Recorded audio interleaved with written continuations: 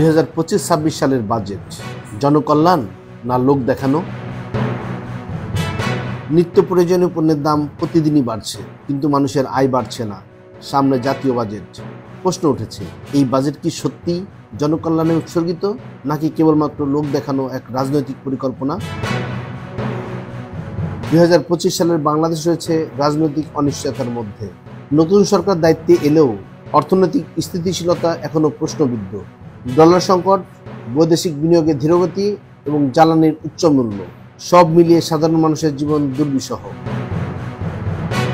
চলতি বাজেটে সরকার গুরুত্ব দিতে পারে কিছু প্রধান খাতে: নিত্যপণ্য ভর্তুকি, বিশেষ করে চাল ও তেলে; স্বাস্থ্য খাতে বরাদ্দ বাড়িয়ে চিকিৎসা সেবা সহজলভ্য করা; কৃষিতে সার, জ্বালানি ও প্রযুক্তিগত সহায়তা; বেকার যুবকদের জন্য প্রশিক্ষণ ও স্টার্টআপের সহায়তা; বিদ্যুৎ ও গ্যাসে নিয়ন্ত্রিত মূল্য কাঠামো প্রতিষ্ঠা করা।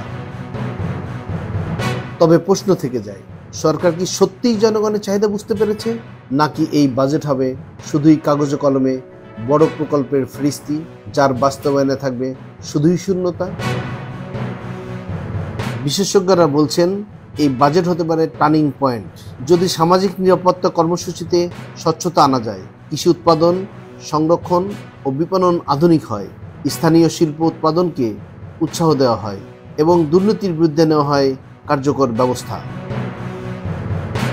2025 সালের বাজেট হতে পারে দেশের জন্য একটি নতুন যাত্রার সূচনা, কিন্তু তার জন্য চাই বাস্তব ভিত্তিক পরিকল্পনা, রাজনৈতিক সদিচ্ছা এবং জনসম্পৃক্ততা। বাজেট যেন হয় জনকল্যাণের প্রতিচ্ছবি, কেবল সংখ্যার খেলা নয়। বাজেট হোক জনগণের, গণতন্ত্র হোক জনকল্যাণের। সারোয়ার জাহান, ভয়েস বাংলা, ঢাকা।